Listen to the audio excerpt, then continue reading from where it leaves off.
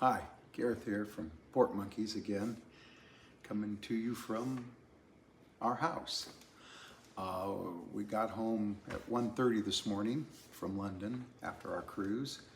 The last time we spoke was probably Isafjordur, Iceland, because when we tried to go live from Reykjavik, the Wi-Fi didn't work right on the ship, and from then on it did not work. In fact, when we made port in Southampton on debarkation day, it still didn't work.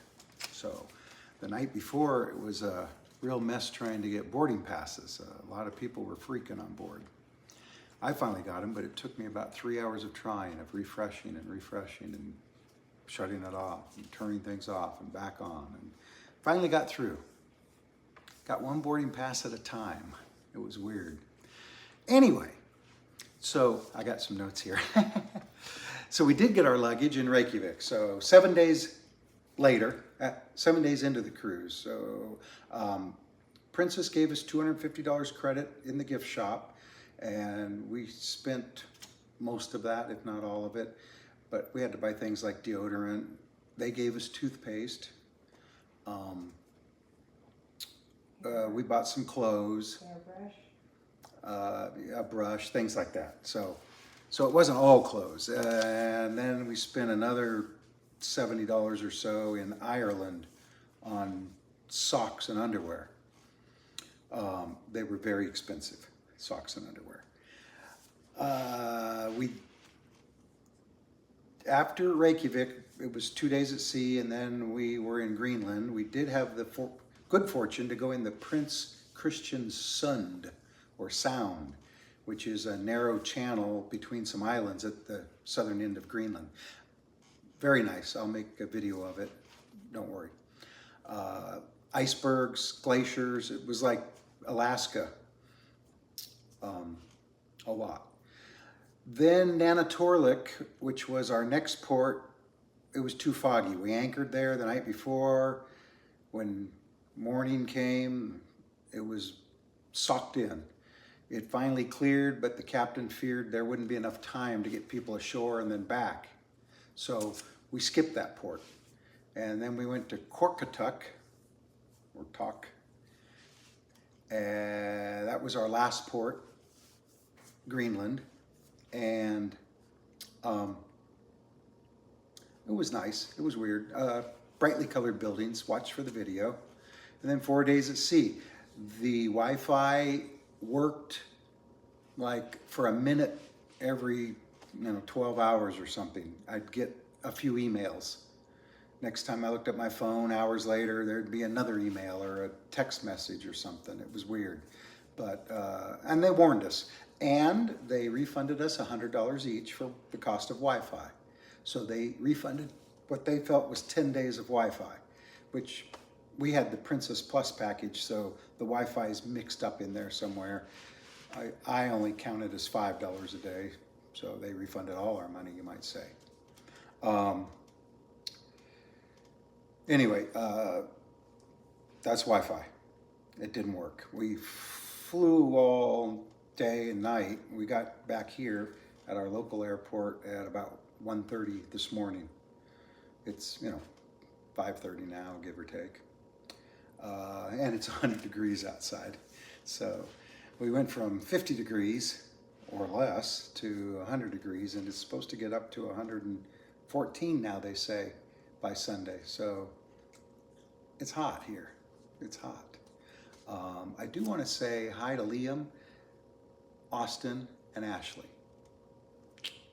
Glad to be home. Can't wait to see you all. Our next cruise is in Alaska, to Alaska, round trip from Seattle on the Holland America Eurodam. So it's only a 7-day cruise, and we leave in about a week and a half. So we'll try to go live from there every day. Since it's the USA, we'll try to go live from on land or on tour. Won't that be fun? Maybe see some salmon or the Northern Lights. Although if we go live for the Northern Lights, it'll be in the middle of the night, right? That's about all I have to say about that. The cruise was great otherwise. The crew is fabulous on the Island Princess.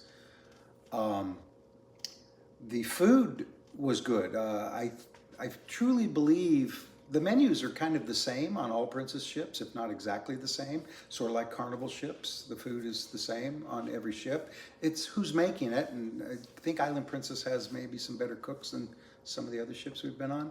The ship is a little old, and it's different than all the other Princess ships. Well, I guess the Coral, which I've never been on, is the same as or similar. But it's differently arranged. The buffets in the front, things like that. It's the plaza, as they call it, is 4 decks high instead of the piazza at 3 decks high. But it's more compact. Smaller ship. It's one of the smallest ships Princess has. The Coral is the only ship smaller. Janet wanted to say something. The casino was tiny. Yeah, it had a very small casino. Very small. You could walk across it in 10 seconds or more, or less. Anyway, by the way, if Made or Imade or Marat or Romeo or Gareth or Ivan or Sherwin are watching this, hi you guys, and thanks for everything. So, this says Gareth. I'm looking at the time I've been on. Don't have too many people watching, so anyway. Oh, we did post our first YouTube short. Yesterday, I did it from the airport while we were waiting. We had lots of layover time. We tracked our luggage too, and it was with us every step of the way, but we were going home anyway. We posted our first YouTube short of a wave hitting the window at deck 6. It'll be in my ship tour of the Island Princess. You'll see it. But if you haven't, you can go on YouTube Shorts and see it, or Instagram, Port Monkey's Instagram account, and see it. I think they call it, I don't know, Reels? Something. Anyway, our YouTube short, our first one ever, got 90,000 views yesterday. 90,000 views, like in a couple of hours, which some people watching this maybe are going, well, that's nothing. To us, that was something.